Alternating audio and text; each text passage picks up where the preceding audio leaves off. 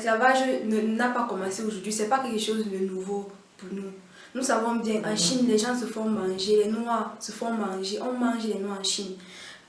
Au Nigeria, tu vois, il y a plein de personnes qui partent dans des petits villages pour récupérer les jeunes filles, leur promettre la belle vie en Europe. Dès qu'elles arrivent ici, elles sont obligées de travailler pour ces filles-là, pour ces messieurs, ces dames-là, se prostituer pour pouvoir rembourser les dettes pour pouvoir rembourser leurs dettes.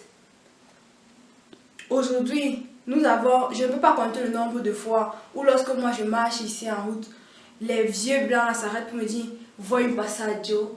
Le passaggio, pour ceux qui ne savent pas, ça veut dire, tu veux la compagnie et tout, pour que tu ailles te prostituer.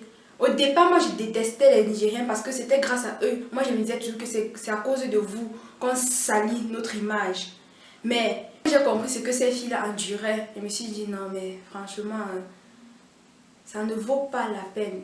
Aujourd'hui, moi, je vais être dénoncée parce qu'on a beau dire que les Occidentaux sont ceci, les Occidentaux sont cela, mais nous-mêmes, Africains, qu'est-ce que nous faisons pour que les Occidentaux ne nous manquent plus le respect?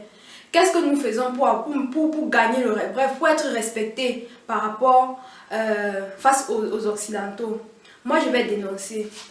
Pour dénoncer, les premières personnes que je dénonce, ce sont des familles qui acceptent de cotiser de l'argent pour que leurs enfants aillent traverser la mer, traverser le désert, parce qu'ils veulent une vie meilleure. Lorsque vous, famille, vous cotisez de l'argent pour que vous... Est-ce que vous savez que c'est pour que vos enfants vivent ça? Vivent ça, se retrouvent au milieu de l'océan. Comme ça, tout seul dans des bateaux gonflables. Tu dis à ta famille que je voulais aller en Europe, ils vont cotiser. Mais si tu dis que j'ai envie de faire un projet, personne ne va cotiser. Je dénonce tous les vendeurs de rêves. Tous ceux-là qui sont ici en Europe et qui vendent les rêves aux gens qui sont au pays, aux personnes qui sont au pays. Il y a plein de personnes ici que leur vie, vraiment, ça ne vaut pas de la peine, même manger leur dépasse. Mais qui vendent les rêves aux gens du pays. Qui font croire aux personnes du pays que la belle vie c'est ici. Et pourtant ils sont là pour nettoyer les hôpitaux. Je ne dis pas que nettoyer les hôpitaux c'est un mauvais métier. Mais ce qui montre aux personnes qui sont au pays n'est pas en fait la réalité. Il y a plein de personnes là qui travaillent dans les hôtels. Mais quand ils arrivent dans une chambre d'hôtel, ils prennent les photos, les snaps, les ceci pour envoyer aux gens du pays. Dans les jacuzzis, dans les ceci. Et pourtant ils sont là en fait dans l'hôtel pour nettoyer. Plein de personnes qui sont dans les hôpitaux en train de nettoyer. Vu qu'ici dans les hôpitaux, si tu nettoies, tu dois mettre la blouse blanche. Mais comme ils ont mis la blouse blanche, ils vont se prendre les photos à côté des hôpitaux, à côté des machines et tout, en poste. Et pourtant, ils sont là pour nettoyer. Je dénonce toutes les personnes qui se lèvent aujourd'hui pour témoigner de leur vécu en Libye. Si toutes les personnes qui s'étaient en sortie de la Libye avaient dénoncé, étaient allés vers les médias, s'étaient mobilisés en fait pour pouvoir lutter contre cela depuis des années, nous n'en serons plus là. Peut-être, nous n'en serons plus là. Cet acte est vraiment inhumain.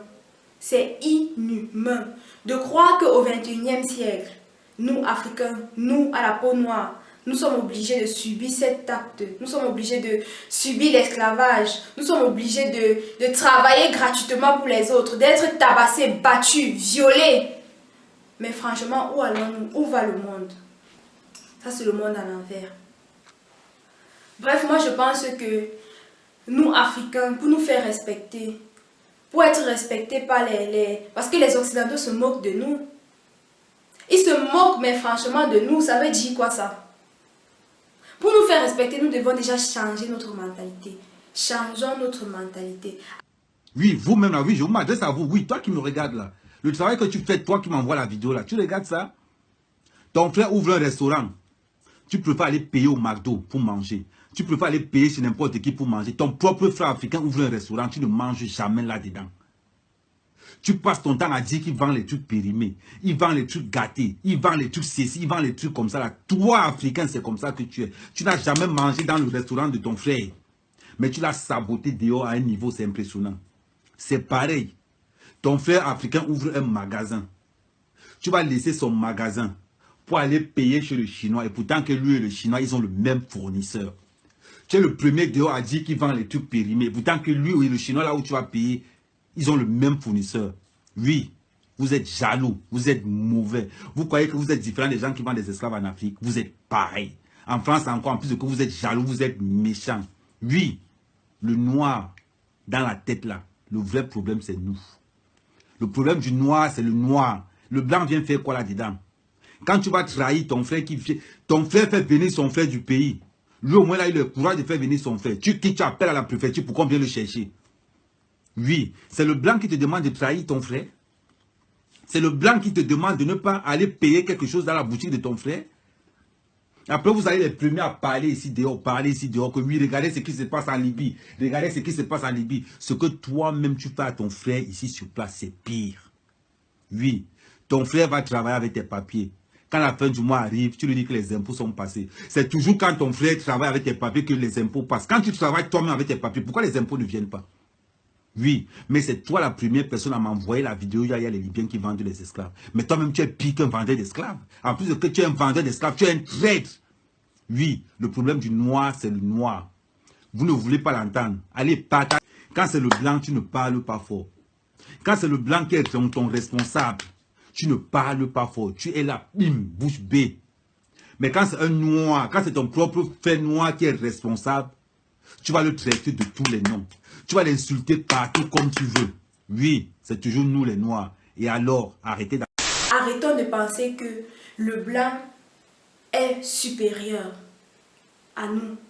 Arrêtons de penser que sans, si ce n'est pas l'Occident, nous ne pouvons pas réussir. Mais parfois ça me choque de voir certaines personnes qui font médecine au pays, qui font par exemple l'école normale et qui doivent sortir professeurs et tout, qui abandonnent tout pour venir ici laver les fesses des gens. Mais pourquoi? Parce que pour dire que tu es en Europe, je dénonce tous les présidents africains de ne pas réagir. Parce que lorsqu'il y a eu l'attentat en France, la majorité des présidents africains sont allés pour faire la marche par rapport à cela. Pour dire non aux attentats. Mais lorsqu'il y a l'esclavage chez nous, Africains, qui est là? Il n'y a même pas un président pour faire une demi-marche. Il n'y a même pas un président européen pour faire une demi-marche. Pourquoi? Parce que nous sommes noirs. J'ai comme l'impression que nous sommes une race maudite, hein? Mais je ne suis pas maudite. Aujourd'hui, nous sommes toujours esclaves. Parce que l'Afrique, pourquoi est-ce que l'Afrique ne sort pas de cette pauvreté? Parce que nous sommes dirigés par les Occidentaux. Parce que nos dirigeants sont dirigés.